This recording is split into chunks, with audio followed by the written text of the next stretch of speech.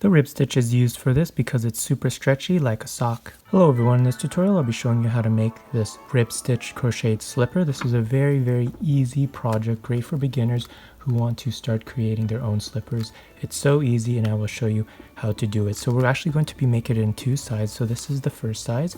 This is using bulky yarn and it creates more of a slipper definition. It's definitely got a lot more structure involved in it. And I'm also going to be creating a more of a slipper type sock using lighter yarn, both the exact same method.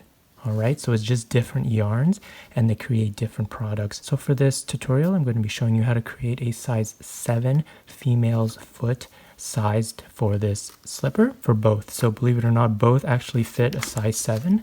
The only difference is that this one, because it's lighter yarn, shrinks, and this one, because it's bigger yarn, retains its shape. So for the lighter yarn, it stretches more like a sock, but both are the same pattern, the same instructions, just different yarns. So for this tutorial, I'll be showing you how to crochet these slippers as well as apply the non-slip backing onto it. For this color, I use Lima Drops, and this is a wonderful yarn. It's actually 65% wool, 35% alpaca, so it's super soft. I really like it. It's a light sized yarn, so size 3 yarn.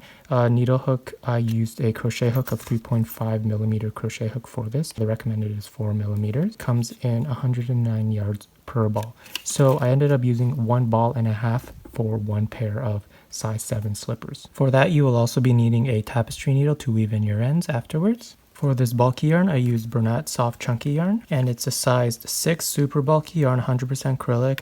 I used a size 5.5 millimeter crochet hook for this. The recommended is a size 8 millimeter crochet hook, and it is 74 yards per ball. And I also use 1.5 balls to create one pair.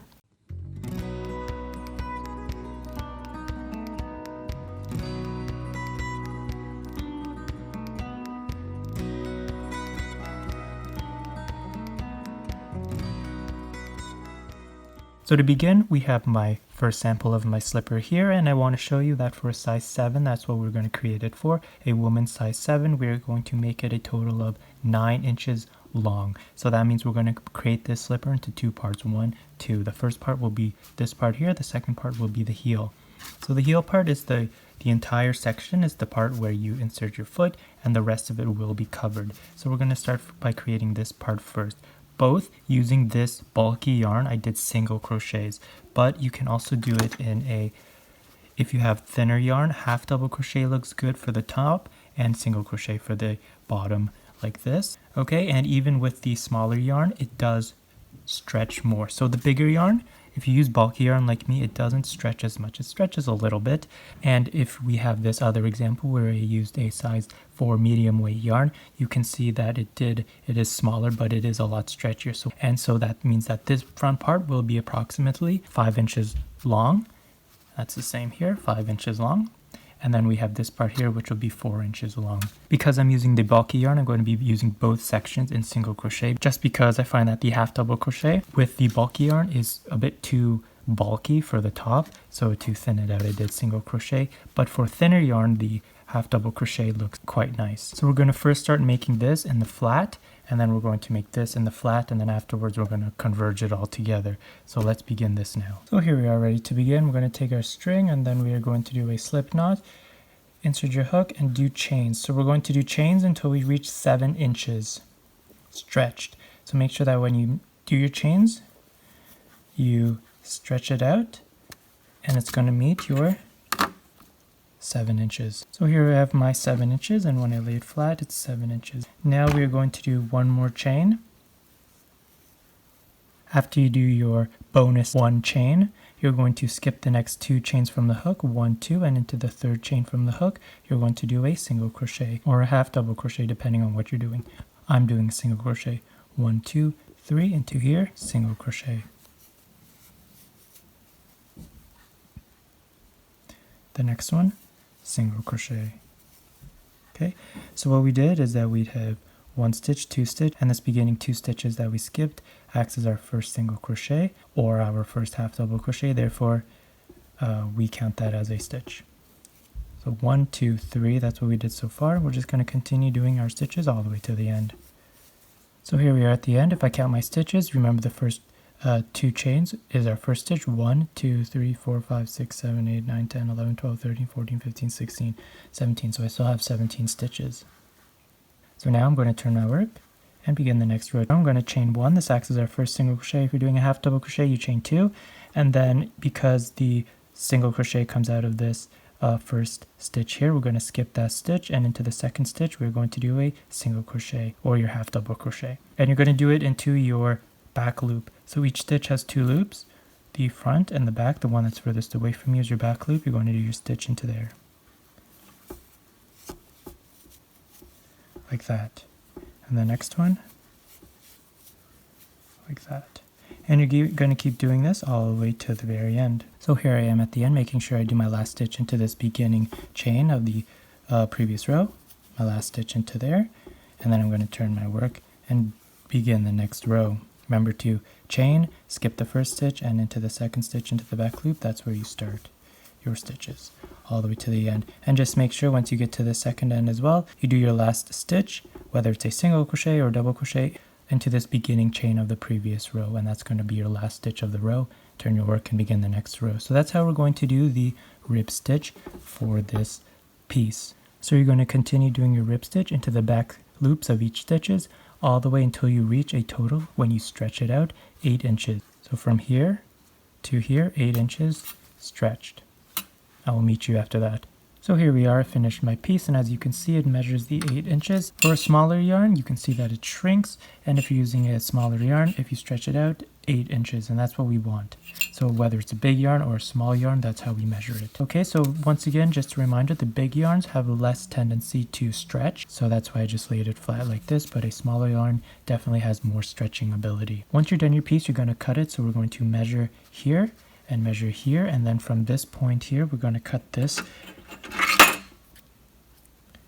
like that. And then we're going to pull the yarn and we're going to weave it through. So wherever the corner is, this is going to be your top the long way. Okay, so this is the top, this is the side. And we're going to take this, and if you have a needle, attach it to the needle. If it's too large like this, you can just use a hook. And you're going to go into the top loops here of each of the stitches. And you are going to go in, out, in, out, in, out, all the way to the end. So here's my purple sample. As you can see, I started it in, out, all the way, and here I am almost at the end. I will show you I'm out, so I'm going in, just at the tops of each of these stitches till the end, like that. And then we're going to pull. So when you pull it, that's how we're going to get the thing to close up. Now your piece will have 2 sides. It's going to have a top and a valley. So here is the valley and here is the top. And this top is going to be like a lip over the valley, and we're going to sew it together, and that's going to create an invisible rib stitch seam. So at this point, we're going to start doing that. So you're going to keep pulling this tight as you go through just to secure it. But you're going to go into the valley. So here's the valley, this is the top, this is the valley. You're going to go into the valley, right into the corner, and in the valley we're going to work in the top loops. So here we have the stitch, the bottom loop, the top loop. We're going to work in the top loops only. You're going to go from bottom up into the top loop and pull. And then you're going to go into the next stitch, the top loop, from top down and pull. Okay, and then you're going to go into the top here. We're going to be working the stitches underneath the top to close it off. Okay, so we're going to start from here, 1, and we're going to go to the next one, 2, like that, and we're going to pull. And once again, keep pulling it tight so this top closes. And then we're going to do the same thing again. Going to go into the next one in the valley, from the bottom up, and the top down. So that's 1, 2, and then in the top, 1, 2, like that. And as you can see, it's starting to close off. So we're going to do that 2 on the valley, 2 on the top, 2 on the valley, 2 on the top, all the way down into the very end here. And when you get to the end, this is what it's going to look like. As you can see, it did our invisible stitch and it closed off, and we kept pulling it tight so that this part closes as small as possible as well. And then we are ready to work this part of the foot. So here we are at the end. I've done my slipper, and now we're just going to tie the two ends together. So this end is part of the yarn ball once again back to here. Ready to begin this bottom piece. So we're going to work this way and this way, this way and this way, back and forth. And that's how we're going to create this back and forth. Okay, so we have to extend the top first, but before we do all of that, we are going to attach some stitches all the way across. So we're going to pick up our string. So we have one here, one here. We're going to pick it up to this end and pull it through. Now we're going to do a chain 1, chain 2, and this acts as our first single crochet. Now we're going to go into the same stitch and complete another single crochet like this, like that. And now we're going to work into the next stitch, a single crochet, and the next stitch, a single crochet. Okay, at the same time we're going to be working in our tails. So into the next stitch, leave your tail over the hook and just wrap it around it and complete your single crochet. The next stitch, a single crochet. Okay, so we're going to do that all the way around. And when you get to the end, your last two stitches will be in this last stitch here, 1 and 2. So by the end, you will have 24 stitches all the way around. The amount of stitches you have around doesn't really matter as long as you do your little increases, because it does tighten up here. If you're using a smaller yarn like this purple lightweight yarn, then what I did as an example is I did 1, 2, 3. Okay, so I did 1 single crochet, 2 single crochet, and 3 single crochet. And then the last one here I skipped. And then I did into the next one 1 single crochet, 2 single crochet, and 3 single crochet. And that's the combination that I did for this lightweight yarn. So at the end, this lightweight yarn gave me 36 stitches around. And as I mentioned, it doesn't matter how many stitches you have all the way around as long as you do your increases so that it's not so tight over here. Okay, so that's why we do the increase. So the amount of stitches doesn't matter. Now that we're done that, we can just turn our work around. If you want to raise the slipper like this, we're going to add some extra stitches now, but if not, and you want it more like a sock, you can just keep crocheting like this until you reach your desired length. So before I do that, I'm going to raise mine just to show you what to do. So for a lighter yarn, you're going to get your work ready, turn your work, and we're going to chain 6. 1, 2, 3, 4, 5, 6. Then we are going to skip the first chain from the hook and into the second chain from the hook, do a single crochet. 1, and 1 single crochet into the next stitches, back down to the base.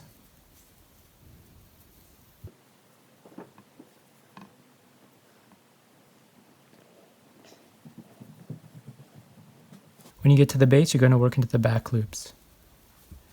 Single crochet into each of the stitches.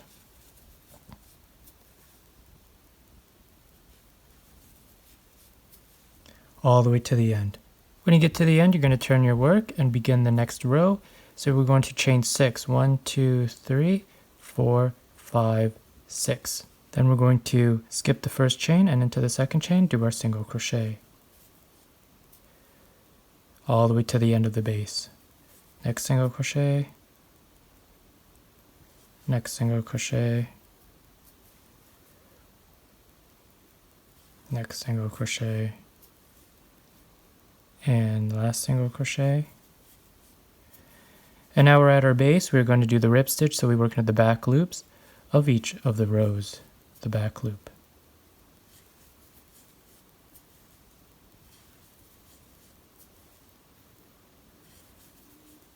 Okay, so and then we're just going to continue doing the rib stitch all the way to the end and back around. If you're using a big bulky yarn like this, the only modification I did was I did a chain 3 instead of a chain 6, skipped the first chain from the hook and into the second chain from the hook.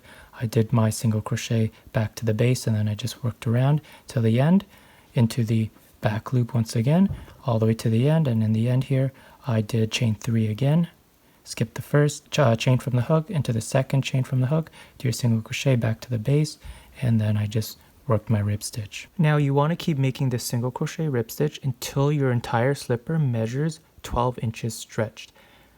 As you can see, this one 12 inches stretched, and you can see the smaller one 12 inches stretched. And I know 12 inches may seem a bit long, but given the fact that some people may have swollen feet, sometimes it's hard for them to stick their foot into the hole here. 12 inches just gives that extra room. Sometimes they like their slippers a little bit looser, so 12 inches just gives them that extra room to comfortably slide their feet in and out and wear the slipper as their feet swell throughout the day. If you're on the smaller end of size 7 women's foot, then perhaps 10 or 11 inches stretched will be enough for you. But if you're average to above average for the size of a size 7 foot, then you definitely want to make it 12 inches at least.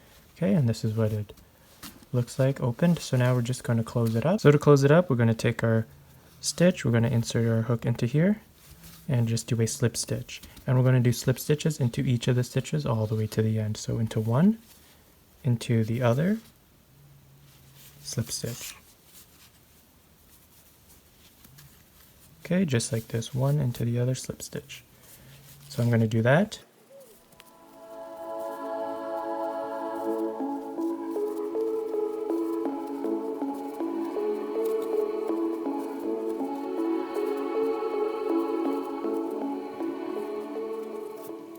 And when you're done that, this is what your piece will look like, all closed. So we're going to cut it and just weave in the end here. So once you're done, you will have your sock completed and it will be tied up. Now, if you have the puffy fabric paint, we're going to add it onto the ends. So what you want to do is, if you have thick yarn like this that doesn't stretch, you do not have to fill it up. But if you have thinner yarn and it needs to stretch, you have to stuff it. And I just stuffed it with paper. We stuff it because we want to stretch out the fibers so that we can attach the dots, because if the dots are onto it when the fibers are closed up and then you put your foot into it and it stretches out, it could loosen up these dots and have them fall off. So to prevent that, we stretch it out at the very beginning, apply the dots, and then you're good to go. But if you have thicker yarn like this, because it doesn't stretch as much, you don't need to do that. You can just apply the paint like this. So here's what I use, my Tulip Puffy Dimensional Fabric Paint. Make sure you get the puffy kind. So Tulip has different kinds of fabric paint. Puffy is the one you need. And the way it works is you just take your piece, unscrew it, and it comes into this little knob here, and you just apply it onto it and let it dry for about 4 hours, 4 hours to have it set, and then about overnight to actually have it properly dry. The instructions are all on the back, but it's very easy.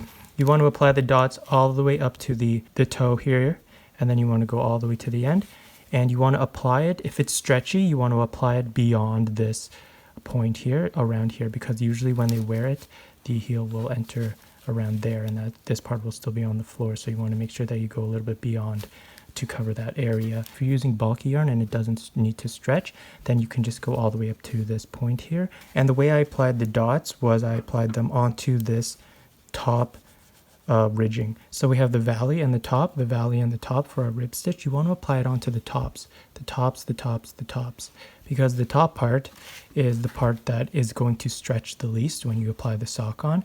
So that's what I did. I applied it all onto the top here, even on this part here, just the tops, I applied it onto it. Okay, so that's how I just applied the sock. I let it dry, and then when it's ready, you can just take it out.